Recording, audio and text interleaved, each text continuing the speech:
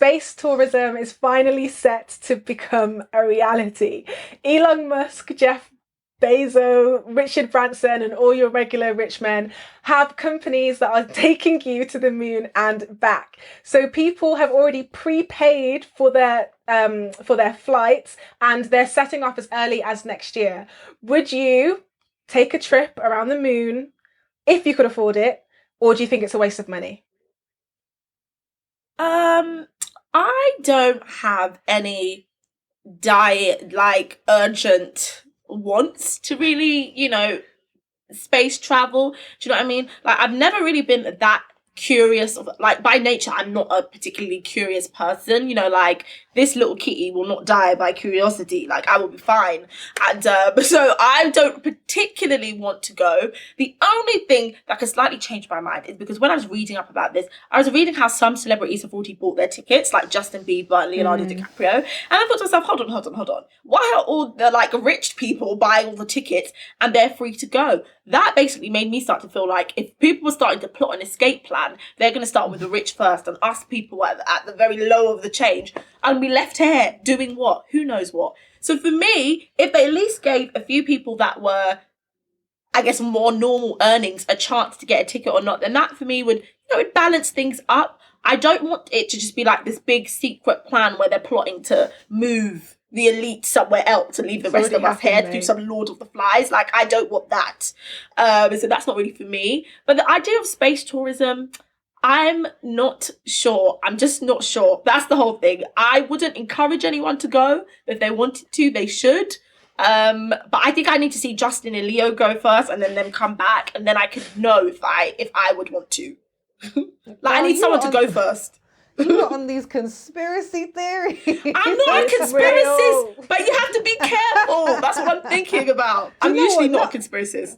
Not about the curiosity of it, but the idea of the elite are trying to run away from us, and it means that something there is going. No, it's not that they're trying to run, but it's if they had to run, if something was about to happen to Earth, and they were the only ones given the opportunity, like on the Titanic, honey, only like the rich people were. But then my question would be, okay, are we all getting the same opportunity to go on this space tourism, or is it something where they're going to alienate people from? And why would they do that? That's just my questions.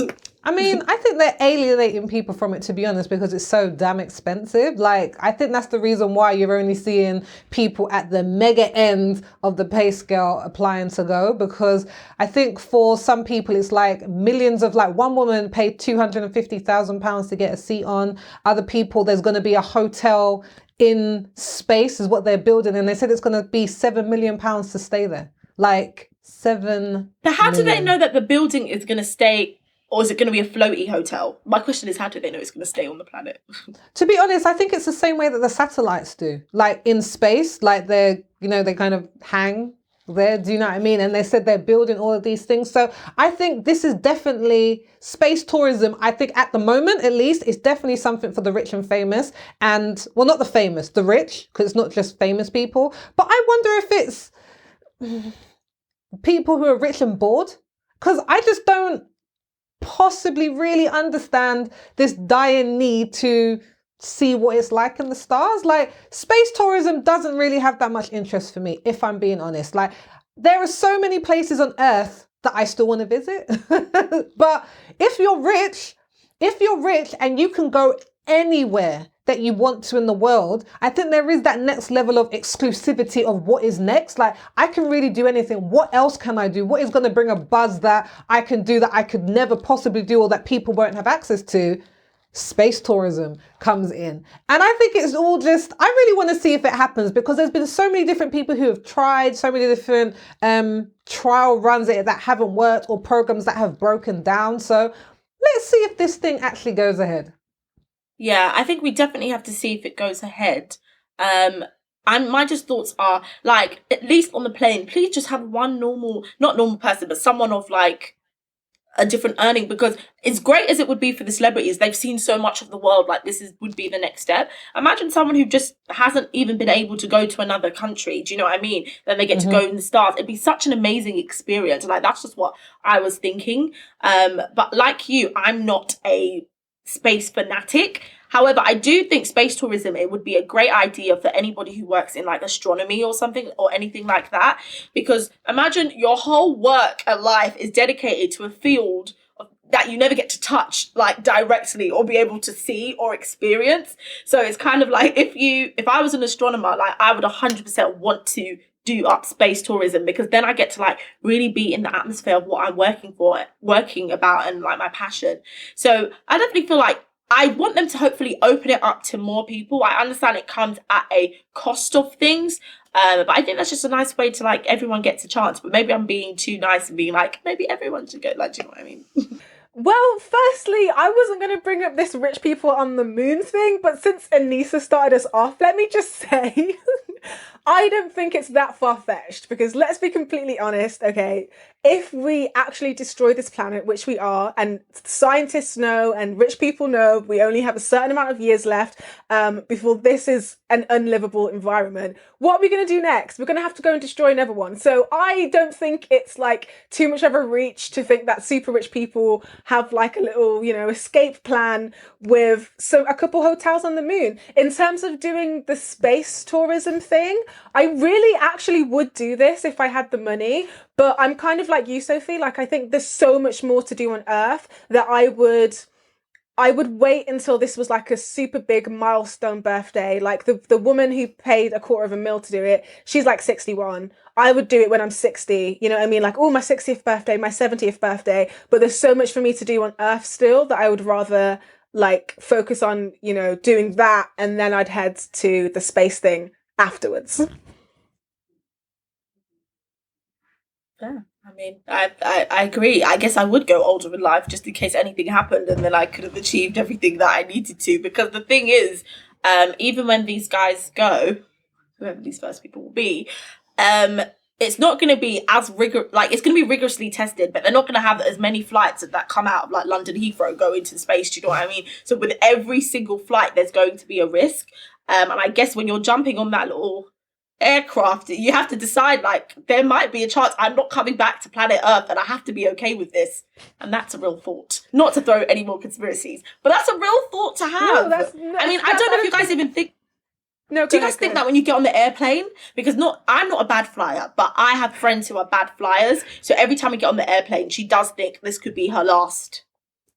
Yeah. And so she prepares herself for that. So I was like, people might prepare for themselves like that if they were going for a rocket.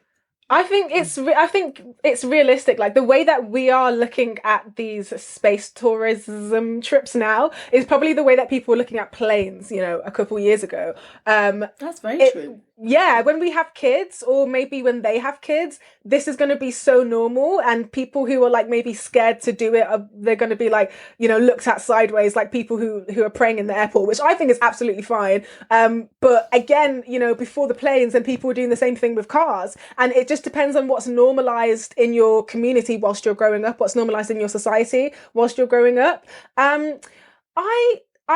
That's why I probably want to be super old, but I'm never going to be ready to die. Like, I keep telling you guys about this. I'm never going to be ready. Maybe to 100, past 100. I might have to do it on my 100th birthday just to make sure that. So if you won, would you be able to pass the if you won a test? ticket? I am not going to be a regular 100-year-old either. I'm not going to be a regular old person. I'm not going to be a regular 30 or 40 or 50 or 60-year-old. Okay, I'm about it. What's a regular 30-year-old? I know 30 was a bit young. I was reaching. I was just saying numbers, Sophie. Because last topic, I was like, Tiana Taylor's so young. She's only 30. So like, I'm reaching.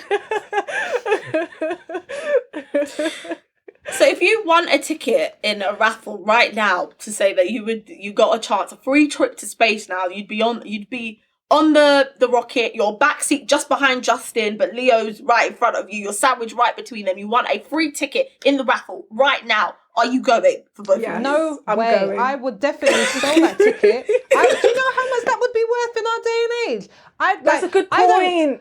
I don't know if it's going to become as common in the future as Luanda said. I think that'd be crazy, but mobile phones and the internet would probably been crazy to like my dad when he talks to me about the radio he used to listen to like once a week in Jamaica growing up. So we have lost all sense of what technology can do and how quickly it comes along. And I think that even with space tourism coming about, immediately we're already seeing these big competitors going after each other about who can do it. So like you said, there's Elon Musk, there's Richard Branson, there is, who's the other one? Jeff Bezos from Amazon. And I just feel like, why does there always have to be a sense of competition of who's going to do it the best, who's going to be the fastest, who's going to... I just feel like it's space tourism, guys. Can we just not work together? Like everyone's still trying to find the best deal, but I would definitely sell my ticket and then, yeah, just earn the millions that it would cost. Like, I'm a business person in that one.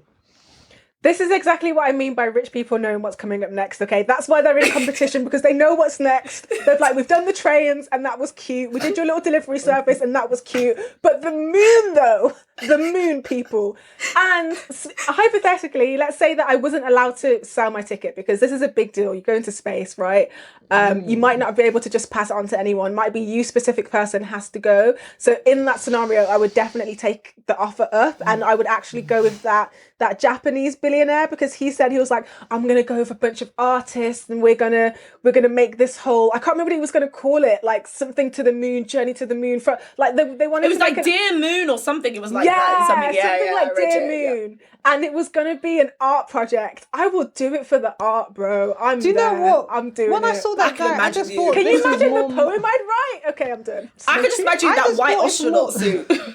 I just thought it was more money than sense when I read about that Japanese billionaire, because I was just like, you're really going to take all these people and then you're going to have their paintings and then I'm just like, he's got too much free time. He needs to be doing something with all that time that he has to think about this and then buy out a plane to space. It doesn't make sense. I don't think he became a billionaire. Anything. This is what I'm saying. That's what I'm saying. I think it's something of the rich, because I'm just like that time of money. You could just think of whatever you want to do. But what are some of you guys like extravagant tourism plans then? Like if it's not going to the moon, what's something extravagant that you've wanted to do on Earth?